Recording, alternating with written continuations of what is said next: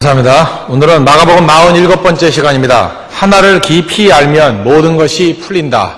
하나를 깊이 알면 모든 것이 풀린다라는 제목으로 하나님 말씀 증거하도록 하겠습니다. 어떤 계명이 제일 큽니까? 라는 질문부터 시작해서 오늘 본문에 이르기까지 서기관에 관한 이야기입니다. 서기관은 어떤 사람입니까? 공식적으로 하나님의 말씀을 맡은 사람들입니다. 지금식으로 이야기하면 신학자요, 성경 연구가요, 그 분야의 전문가였습니다. 예수님께서 그 전문가에게 이렇게 질문을 합니다. 그리스도를 다윗의 자손이라 그런다. 그런데 시편 110편 1절을 보니까 주께서 내 주께 이르시되 라고 이렇게 표현한다. 어떻게 후손에게 주라고 말할 수 있느냐? 이런 질문을 하셨습니다. 그럴 때 서기관들이 대답하지 못했습니다. 해석이 안 되는 것이었습니다. 이렇게 해석이 안 되면 좀 더 깊은 연구를 통해 가지고 이게 도대체 무슨 뜻인가?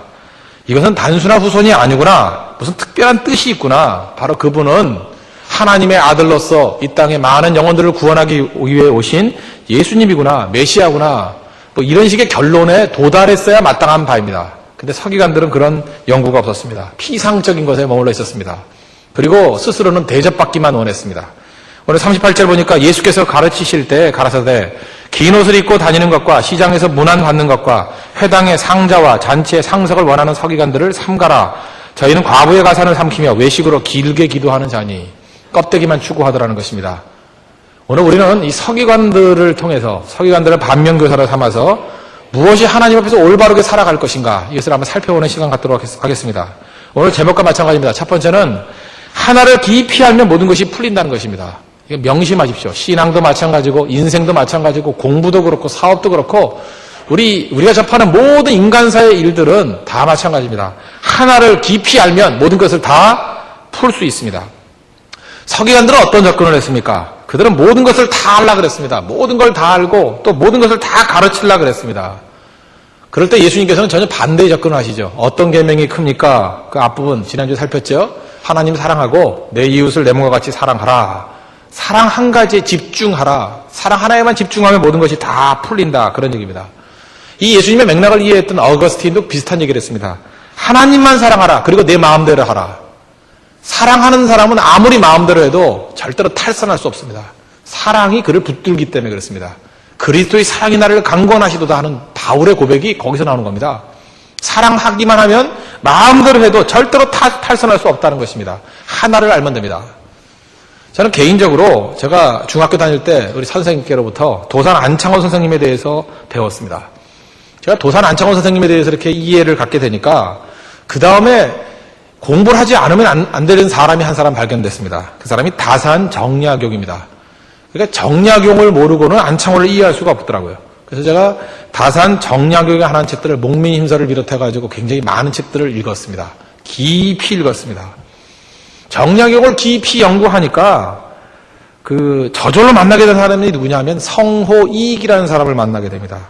이익의 실학사상에로부터 다산 정약용이 엄청나게 영향을 받았기 때문에 그렇습니다. 그러니까 정약용을 연구하니까 제 마음속에는 뜻하지도 않았던 이익이 나오더라고요. 이익을 알게 되니까 성리학의 세계를 알게 됩니다. 성리학의 한계와 장점이 뭔지를 알게 되고 또 그를 알게 되니까 북학파의 자연과학 지식이 무엇인지를 깨닫게 됩니다. 또 목민심서를 읽다 보니까 우리 민족사의 약점과 강점이 뭔지를 알게 되고 도대체 조선 후기의 터닝 포인트가 뭔지 그걸 깨닫게 되고 조선 정기와 후기의 변화상이 무엇인지를 깨닫게 됩니다. 저는 사실은 정약용 한 사람을 연구하는 걸 통해 가지고 조선시대를 이해하게 되더라고요. 그리고 지금 우리 현대 이 사상들의 뿌리가 뭔지를 이해하게 되었습니다. 하나를 아니까 다 이해하게 되잖아요. 서양 예를 한번 들어볼까요? 우리가 보통 인생을 어떻게 사는 것이 잘 사는 것입니까? 하는 인생에 대한 의미를 깊이 연구한 사람이 있습니다.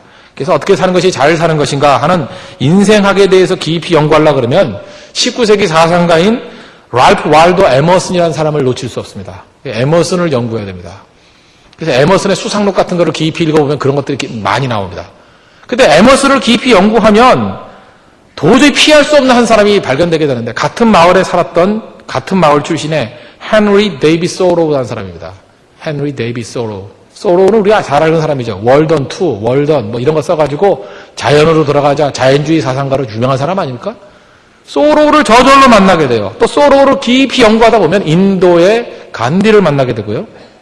그 다음에 그를 깊이 연구하게 되면 나란 틀리지만 러시아의 톨스토이를 만나게 되고 마지막에 가서는 우리나라의 함석헌 씨까지 만나게 됩니다. 잘 보십시오. 우리가 뭐 톨스토이를 연구하자, 뭐 간드를 연구하자, 소로를 연구하자 생각해 본 적도 없지만 한 사람, 랄프 왈도 에머슨이라는 한 사람을 연구하니까 그게 다 보이잖아요. 우리가 좀 그 선진적인 교육 방법 중에 하나가 그거라 그러지 않습니까? 토론식 교육이라고. 뭐 하나를 깊이 연구합니다. 우린 그래요. 도대체 그 하나만 배워서 뭘 하냐고. 근데 그 하나를 깊이 연구한 사람을 보십시오. 그 하나가 아니에요. 그 하나를 연구하는 걸 통해서 그 주변에 있는 모든 것들을 다 공부하는 겁니다. 우리 박사학위 논문 쓰는 것도 똑같은 거죠. 한 가지 주제를 가지고 깊이 있겠습니다. 근데 그 깊이 있는 거 하나를 연구하다 보면은 그 분야에 관한 걸 전체를 다 알지 않으면 그 논문이 나올 수가 없습니다. 이거 뭐 학위 논문 써본 사람은 알 거예요. 하나를 깊이 알면 주변에 있는 모든 것들을 다 이해하게 된다는 것입니다. 하나를 알아야 됩니다. 그래야 전체가 풀립니다. 최근에 우리 시대 정신 가운데 우리를 오도하게 만드는 것 중에 하나가 있다고 생각합니다. 그 평등주의입니다. 평등주의 가치는 중요한 가치입니다. 그러나 이게 적용돼야 될 때와 적용해서는 안 될 때가 있는데 우리 혼동을 하는 것 같습니다. 이 평등주의 철학은 우리에게 모든 것을 다 똑같이 취급해야 된다고 생각을 하는 것 같아요. 그래서 책을 읽어도 다 똑같은 가치라고 생각하고 사람을 만나도 다 똑같은 가치라고 생각하고 사람을 키우는 것도 다 똑같은 가치라고 생각을 합니다. 평등주의 가치가 있으면 아마추어리즘에 빠질 수밖에 없습니다. 프로가 나올 수가 없죠. 당연하지 않습니까? 프로는 어떤 겁니까? 그 중에서 은사와 잠재력을 갖고 있는 사람들을 특별히 키워가지고 최고의 선수로 만드는 게 프로 세계 아닙니까? 프로가 불가능한 개념이에요. 우리 그런 식의 생각을 이렇게 착각들을 하고 있는 것 같습니다. 뭐든지 똑같이 처리하면 된다. 절대 그렇지 않습니다. 저는 책을 읽을 때 한 달에도 한 50권 정도의 책을 읽습니다. 책을 많이 읽는다 그러는데 어떻게 소화하느냐 그러는데 곰곰이 생각하니까 이렇습니다. 정독할 책이 있습니다. 깊이 읽을 책이 있고 어떤 책은 또 두고두고 옆에 반복해서 읽어야 될 책이 있습니다. 또 어떤 책은 목록만 봐야 됩니다. 어떤 책은 대개 이렇게 대충 읽고 버릴 책들이 있습니다. 다르지요? 이거 똑같은 가치를 둘 수 없잖아요. 대개 독서에 훈련이 안 된 사람의 특징이 있습니다. 내가 볼 때 한 30분이면 훑고 버려야 될 책을 며칠째 들고 다녀요. 그걸 정독합니다. 그죠? 연애가 뒷소식 뭐 이런 거 정독을 합니다. 정독 뭐. 배용준의 몸 만들기 이런 거 뭐 반복해서 봅니다. 신기한 해 토픽 이러니까 안 되는 거죠.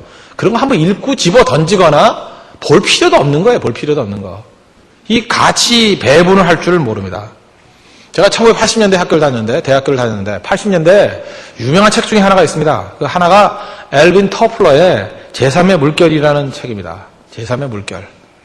이 책은 뭐 80년대 학번 가운데 읽지 않은 사람은 없겠죠. 뭐 그런 분도 계시겠지만 되게 읽었고 읽었음에도 불구하고 잘 이해를 못한 사람이 있습니다. 왜요? 똑같은 가치를 갖고 한 번 읽고 버렸기 때문에. 이 책을 갖다가 예를 들어서 그 미래 SS의 박현주 회장 같은 사람은 19번을 읽었답니다. 19번. 그러니까 읽고 또 읽고 또 읽고 그래서 거기서 시대의 가치, 흐름 그걸 다 읽어버린 거예요. 80년대에 나온 책인데요. 거기 무슨 얘기가 나오냐면 장차 손에 들고 다니는 컴퓨터가 있대요. 80년대에 상상도 못할 일입니다. 그때 커다란 덩치의 슈퍼컴퓨터 이런 거 하나 들고 다녔는데 이 손에 들고 다니는 컴퓨터가 나온다. 그 엘빈 토플러가 벌써 예견을 했어요. 거기다가 재택근무를 하더라. 옛날에 출퇴근을 했는데 이제는 집에서 근무하는 시대가 된다. 그때 말해도 이게 무슨 꿈 같은 얘기인가. 제가 거기서 처음 들은 개념이 뭐냐면 플렉스 타임이라는 거예요. 이제는 출퇴근 시간이 없고 자기가 일하고 싶은 시간만큼만 일하면 된다. 플렉스 타임, 플렉서블이라는 단어. 저는 엘빈 토플러한테 처음 배운 단어입니다. 이런 단어가 있나? 근데 지금 어떻습니까? 그게 지금 보호편화 돼버렸죠. 보호편화 돼버렸죠. 그 책에 심지어 이런 얘기가 나와요. 벤처 투자에 관한 얘기가 나오고요. 그 다음에 IT 업종은 분명히 거품이 일어날 것이다. 19세기에 그 영국에서 철도혁명이 일어나고 미국에서 철도혁명이 일어나고 난 다음에 거품이 있었던 것과 마찬가지로 IT도 거품이 일어날 것이다. 그거 다 써 있어요. 그러니까 미래 에셋의 박현주 회장 같은 사람은 미래 정확하게 예측했던 이유가 무엇입니까? 그거를 한 번 대충 읽은 게 아니라 거기 있는 모든 엑기스들을 다 소화해버린 거죠. 책 많이 읽는 것도 중요하지만 많이 읽는 가치는 뭔지 아십니까? 많이 읽어야 내가 반복해서 읽을 수 있는 한 권의 책이 뭔지를 보는 눈이 생기는 거예요. 그걸 붙드는 겁니다. 그걸. 사람들은 다독이라 그러니까 뭐 많이 읽어가지고 머릿속에 싸지머지고 다니는 줄 아는데 그게 아닙니다. 무엇이 무게가 있는 건가? 무엇이 가벼운 것인가? 그거를 찾는 것입니다. 한 가지 붙들면 됩니다. 한 가지 붙들면 모든 것이 다 풀리게 된다는 거예요. 여러분 종교개혁자들 보십시오. 종교개혁자들의 주장을 보면 딱 한 가지입니다. 오직 성경으로, 오직 믿음으로. 이 간단한 한 가지를 붙들면 어떤 일이 벌어집니까? 오직 성경으로. 이건 무슨 얘기예요? 성경이 절대 기준이고 최종 권위다. 성경으로부터 풀어나가면 모든 삶의 문제가 다 무게 있게 풀린다. 그 얘기 아닙니까? 지금 우리 주변에 많은 교회를 흔들고 자유주의 신학으로 교회를 망쳐가는 사람들의 특징이 무엇입니까? 이거 하나 물어봅니다. 성경관이 틀렸어요. 성경이 하나님 말씀 아니래요. 심지어 여러분 그런 얘기 들어봤어요? 요즘에도 고루하게 성경을 문자적으로 이해하는 사람이 있더라. 뭐 이런 소리 하는 거. 이제 들어보면 굉장히 관대한 게 보이고 현대인같이 보이고 그러죠. 이거는 마귀로부터 온 사상입니다. 마귀로부터 온 사상. 뭘 보면 알아요?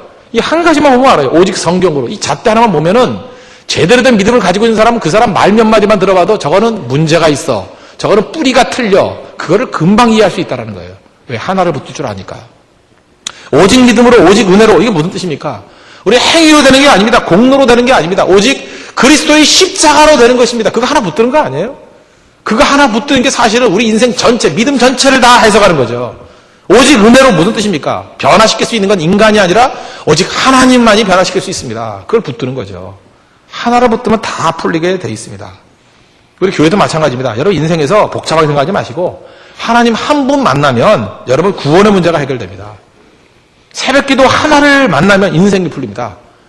결국 인생 복잡한 거 아니에요. 한번 생각해 보세요. 새벽기도 하나를 붙든다 그러면 3년째가 다 바뀌겠죠? 그렇지 않습니까? 저녁에 모임 갖겠어요? 일찍 자게 돼 있습니다. 저녁 모임 다 없어지게 돼 있고 아침에 일찍 깨게 돼 있고 아침에 공부하게 돼 있고 기도하게 돼 있고 정직하게 돼 있고 계획 세우게 돼 있고 열심히 뛰게 돼 있고 그 다음에 내 만나는 인간관계 폭이 다 바뀌어요. 새벽에 만나는 사람, 정신 똑바로 박힌 사람만 만나게 돼 있습니다. 저녁에 만나는 사람 되게 술 마시고 놀러 가자 뭐 어디 가자 만나는 사람이 질이 바뀌어버려요. 잘 보세요. 하나 붙으니까 인생 전체가 다 바뀌어버리잖아요. 결국 우리 인생에서 중요한 게 뭐냐. 하나가 뭔지 그걸 붙드는 겁니다. 내 인생에 흔들 수 있는 깃발이 뭔지 내 살 길이 뭔지 그래서 인생 전체를 통해서 하나님 붙들고 내 삶의 패턴에 있어서는 새벽기도 붙들고 그런 겁니다. 또 우리 여러분 각각 직업이라든지 학생이라 그러면 그 맥을 붙들 게 딱 하나 있어요. 그거 하나 붙들면 돼요. 그거 하나 붙들면. 하나를 붙들면 전체가 다 풀리게 된다는 것입니다. 하나를 붙들 수 있는 참된 지혜를 얻는 우리 믿음의 신실한 종 되기를 바랍니다. 두 번째로 제대로 하나를 붙들면은 적용이 가능해집니다. 우리 많은 사람들 적용이 안 된다고 그러는데 적용이 안 되는 이유가 있습니다. 하나를 붙들지 않으니까 적용이 안 되는 거예요. 목표가 없으니까 적용이 안 되는 거예요. 뚜렷한 목표의식이 있으면 적용은 사실은 저절로 되는 것입니다. 여기 보십시오. 이 서기관들이 왜 적용이 안 되느냐. 이유가 뭐예요? 여기서 주라 그러는 것이 이게 장차 오실 메시아고 그게 바로 예수님이다. 하나님의 아들 되신 예수님이다. 그래서 다윗이 자기 후손임에도 불구하고 주라고 불렀다. 이거 하나만 풀었으면 인생이 어떻게 됩니까? 그 예수님을 믿어야 된다 그러고 그 예수님 바로 여기 계신다 그러고 세례요한과 같이 나는 신들매를 풀기도 감당치 못하겠습니다 하고 예수님께 영광 돌리고 예수님 붙들고 하나님의 어린 양을 보라 외쳐야 될 거 아니에요. 근데 하나를 제대로 붙들 게 없으니까 서기관들은 긴장이 없습니다. 뭐가 뭔지를 몰라요. 그러니까 엉뚱한 데 관심 갖죠. 어떻게 하면 내가 상자에 앉을 것인가? 어떻게 하면 긴 옷 입고 다니면서 칭찬 들을 것인가? 어떻게 하면 기도 길게 해가지고 경건한 척 할 것인가? 이런 껍데기, 엉터리 같은 일에 집중하게 되는 것입니다. 우리 인생도 마찬가지입니다. 감투 좋아하고 다른 사람 칭찬 좋아하고 다른 사람 평가 좋아하고 이런 사람들의 특징이 뭔지 아십니까? 목표가 없는 사람이에요. 목표가 없으니까 그러고 살아가죠. 지금도 여러분 사람들 목표가 있는 사람들의 눈빛을 보십시오. 딴 거 신경 쓰지도 않습니다. 그 한 가지를 이루기 위해서 그 사명을 이루기 위해서 좌우나 우로나 치우치지 않아요. 그거 하나 이루기 위해서 매진하고 눈빛이 달라요. 눈빛이. 눈 크기는 차이가 있어도 눈빛은 다 똑같더라고요. 잊지 말라고요. 목표가 있는 사람 눈빛이 다릅니다. 눈빛이. 주가 누군지 알면 그런 일들이 벌어진다는 거예요. 적용. 그러니까 하나님 제대로 만나면요. 제대로 된 공부를 할 수 있습니다. 무슨 얘기냐. 이 껍데기에 신경 쓰지 않냐고 진짜 자기 분야에서 할 수 있는 일들에 집중을 다한다는 거예요. 저는 금년과 작년 사이에 굉장히 충격을 받았던 사람이 하나 있습니다. 일본의 다나카 고이치입니다. 다나카 고이치. 노벨 화학상 받았죠. 이 사람은 대학 교수도 아니었습니다. 박사도 아니었습니다. 43살에 저보다 나이 1살 더 많은 직장인이었습니다. 화학을 전공한 것도 아닙니다. 그럼에도 불구하고 노벨 화학상 받았습니다. 이유가 무엇입니까?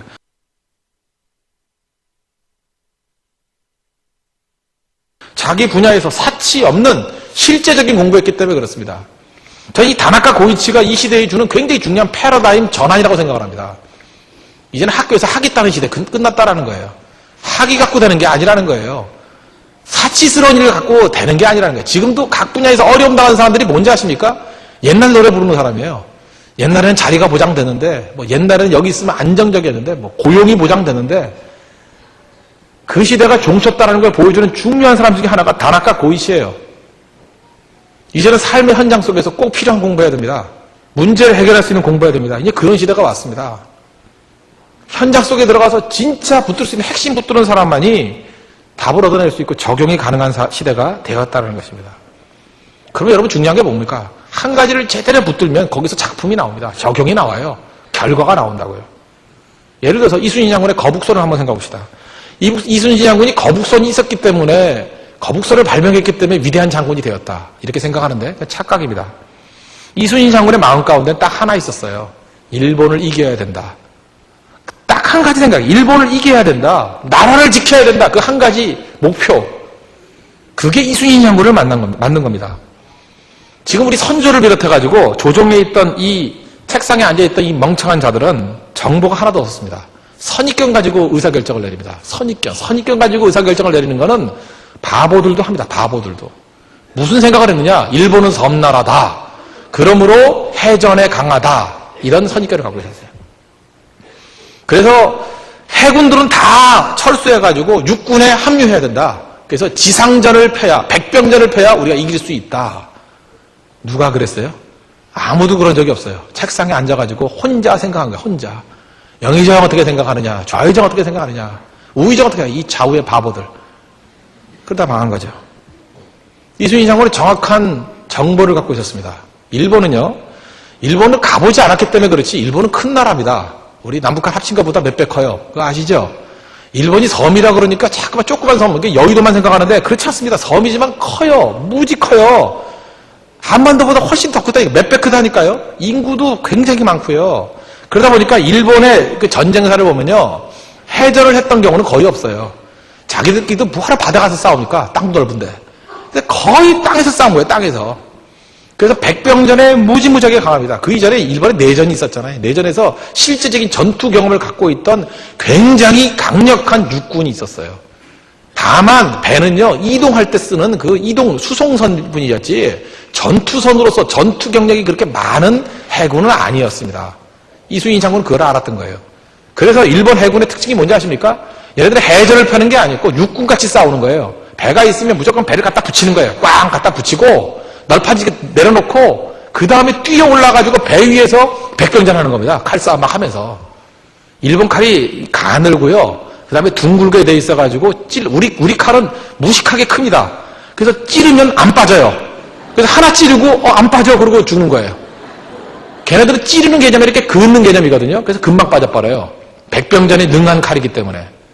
이순신 장군은 그걸 알았어요. 그래서 우리는 쟤네들이 인파이터이기 때문에 우린 아웃복싱을 해야 된다. 붙으면 안 된다. 그래서 개발한 게 뭐예요? 포예요, 포. 멀리서 빵빵 쏴대는 포. 포는 우리가 훨씬 강력했습니다. 그리고 조총 그려봐야 그 화살보다 덜 날라갔대요. 화살이 더 사정거리가 멀었대요. 그러니까 우리 그런 걸로 해서 주로 싸워야지 됐다고요. 그리고 혹시라도 이렇게 백병전 비슷하게 해서 배가 부딪히게 된다. 그러면 올라오지 못하도록 지붕을 덮자. 지붕을 덮자. 그리고 지붕 위에 혹시 올라갈지도 모르니까 따갑게 못을 박자. 그것도 녹슨 세 개의 못. 이런 걸 박자. 거기 찔리게. 그게 뭐예요? 거북선이라고요. 그러니까 거북선을 만들어서 이긴 게 아니죠. 일본을 이기겠다라는 생각이 거북선을 만든 거예요. 일본이 백병전에 강하기 때문에 뚜껑을 덮자. 혹시 올라올지 모르니까 못을 박자. 그거였어요. 그래서 거북선이 나온 거라고요. 거북선 때문에 이긴 게 아니고 일본을 이기고자 하니까 거북선이라는 아이디어가 나온 겁니다. 거북선은 적용에 적용. 거북선은 원리가 아닙니다. 지금 우리가 거북선 만든다고 되는 게 아니에요. 포 갖고 나오는 나라하고 싸우면 거북선은 깨집니다. 그거 뚜껑 덮으면 기동력 떨어지고 뭐 좋아요 그거. 무게만 무거우니까 배는 느릴 거고. 일본하고 싸울 때만 필요했던 거예요. 그것도 일본하고 싸울 때만. 그걸 우리가 이해를 해야죠. 70년대 미국의 아폴로 13호가 있었습니다. 영화로 나왔기 때문에 스토리는 잘한다고 생각합니다. 달에 가는데 갑자기 산소 탱크가 폭발해버렸습니다. 그 사령선에 남아있는 산소는 15분용밖에 안 남았어요. 그래서 돌아와야 됐습니다. 안 오면 다 죽게 되니까. 그래서 사령선에서 착륙선으로 옮겨 탑니다. 그리고 난 다음에 이 방향이 달 쪽에서 지구 쪽으로 바꾸려고 그러는데 바꿀 수 있는 그런 추진력이 없었어요. 저는 이론적으로 이게 무슨 소리인지 모르겠어요.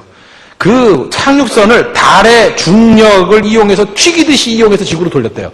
뭐 어떻게 튀기는지 잘 모르겠는데 하여튼 물리학적으로 뭐가 있겠죠. 이렇게 중력을 이용해서 이렇게 튀기듯이 공 튀기듯이 탕 튀겨서 방향을 바꿔버렸어요. 그리고 돌아오게 되는데 문제가 생겼습니다. 공기 필터가 고장이 난 거예요.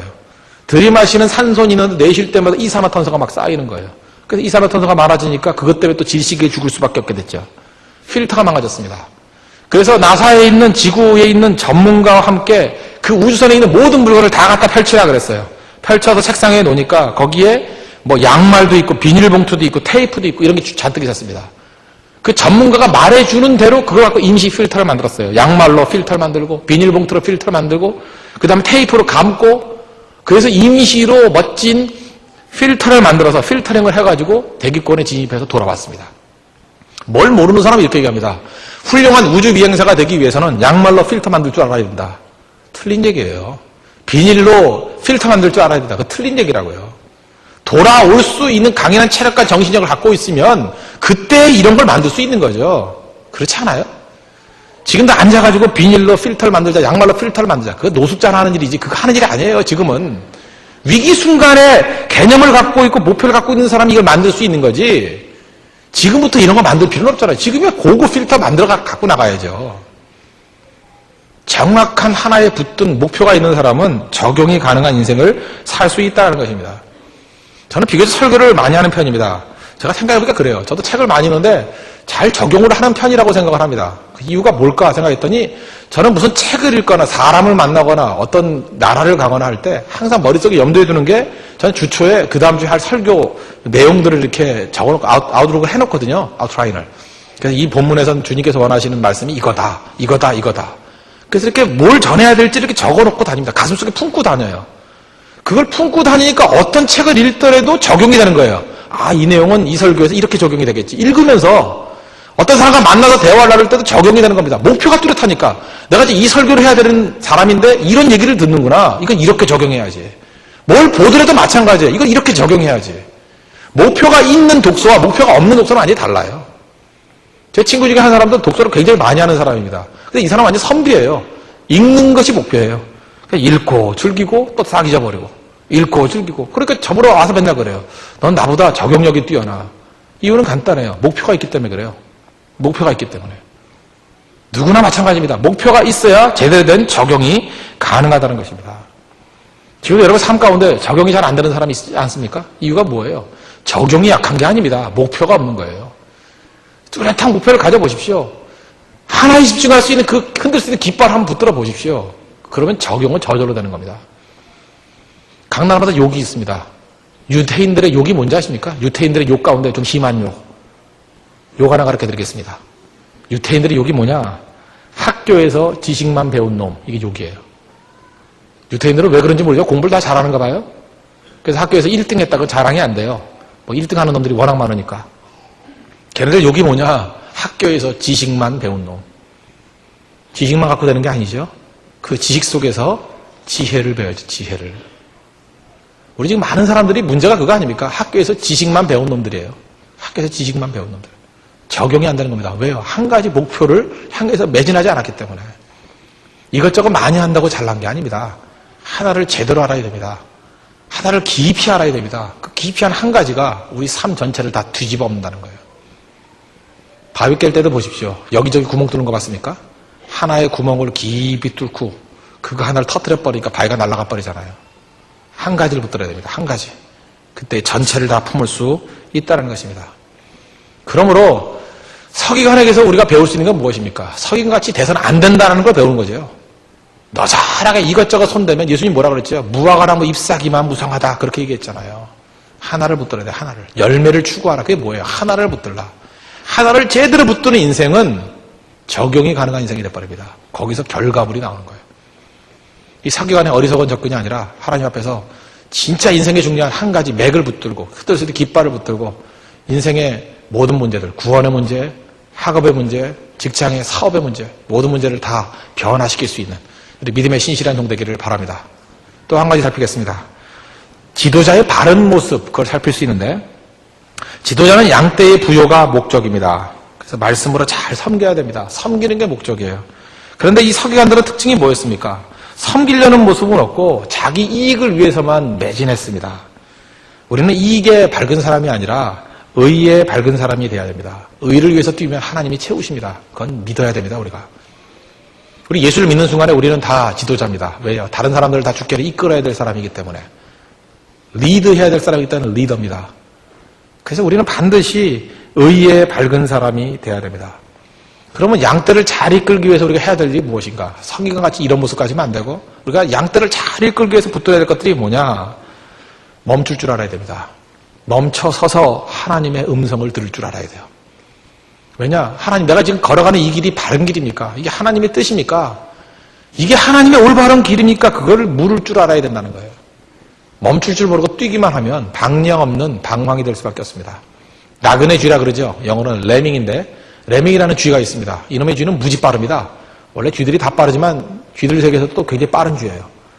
근데 그 중에 지도자 쥐가 하나가 막 뛰면 거기서 뭐 수만 마리가 같이 간답니다. 이 주기마다 한 번씩 집단 자살하는 쥐인데 막 달려간대요. 왜 뛰는지도 몰라요. 왜 뛰냐 그러면 혹시 물어보면 인터뷰 왜 뛰십니까? 그러면 앞이 뛰니까. 왜 뛰십니까? 앞이 뛰니까. 막 뛰다가 앞에 있는 지도자 쥐가 절벽을 만난 거예요. 와, 절벽이네. 설라 그러는데 아마 가속 때문에 못 서는 건지 탄성 때문에 못 서는 건지 아니면 누가 밀었어? 그래서 뒤에서 밀어서 떨어지는 건지 모르겠지만 절벽에서 지도자지가 하나 떨어지기 시작하면 다 떨어져요. 수만 마리가 떨어져 죽는다는 거예요. 참 어리석은 거죠?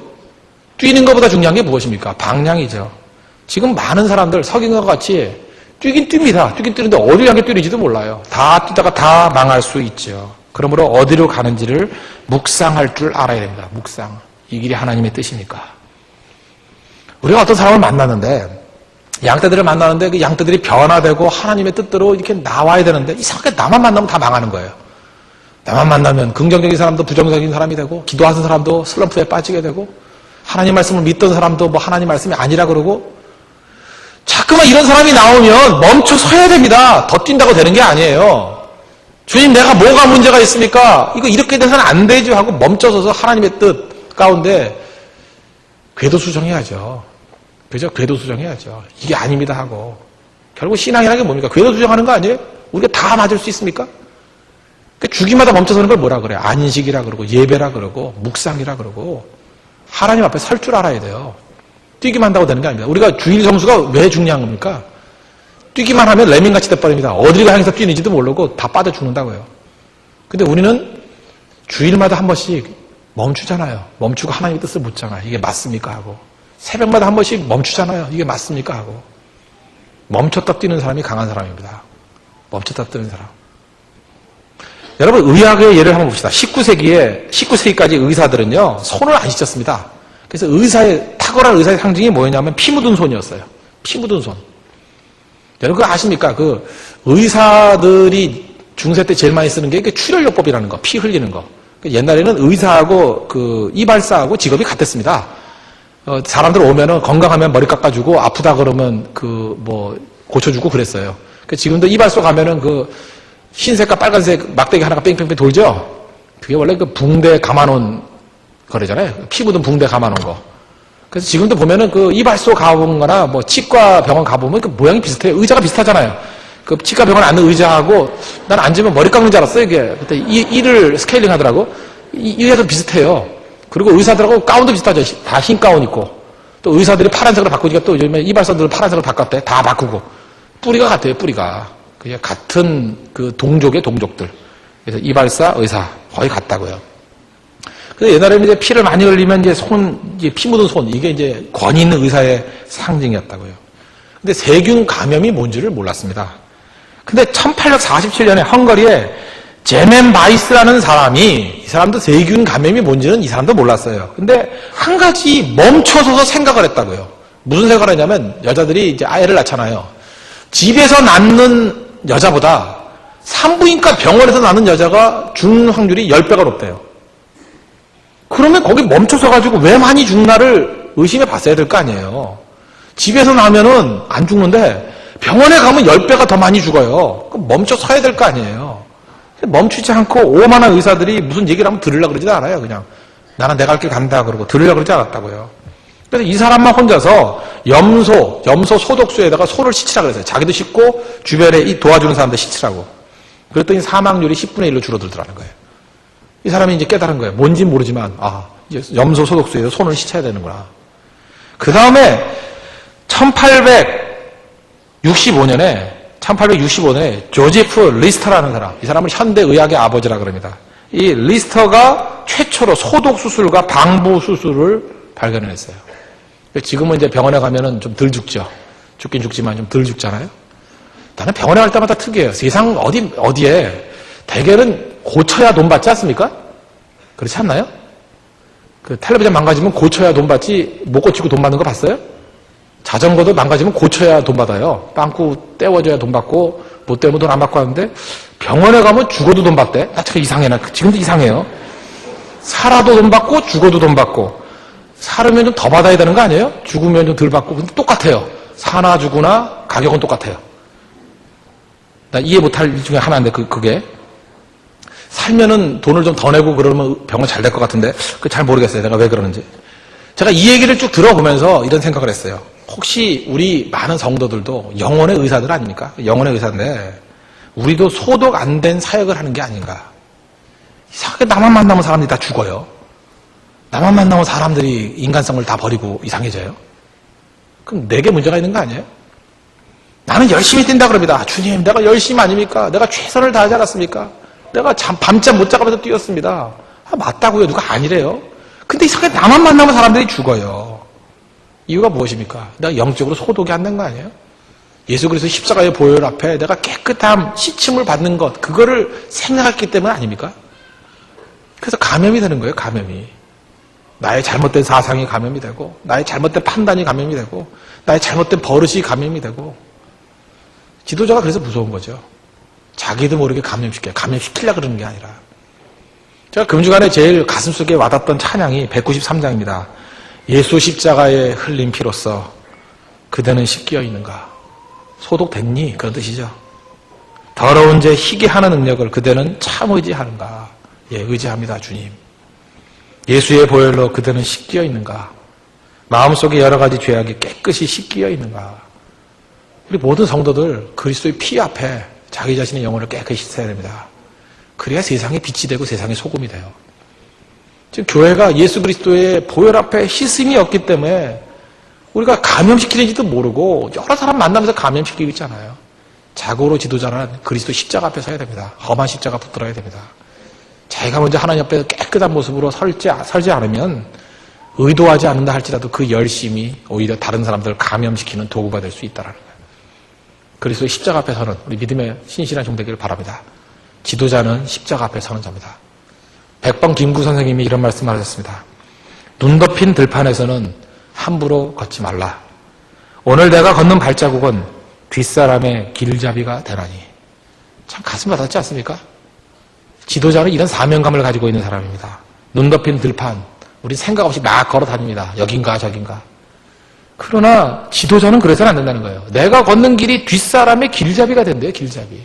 내가 방황하면요, 뒷사람이 그 발자국 보고 따라올 거 아니에요. 길 잃어버렸으니까. 같이 방황할 거 아니에요. 지도자는 그 자리에 멈춰서 가지고 하나님께 물어야 됩니다. 하나님 어디를 가야 됩니까? 내가 걷는 발자국이 뒷사람들이 따라올 발자국입니다.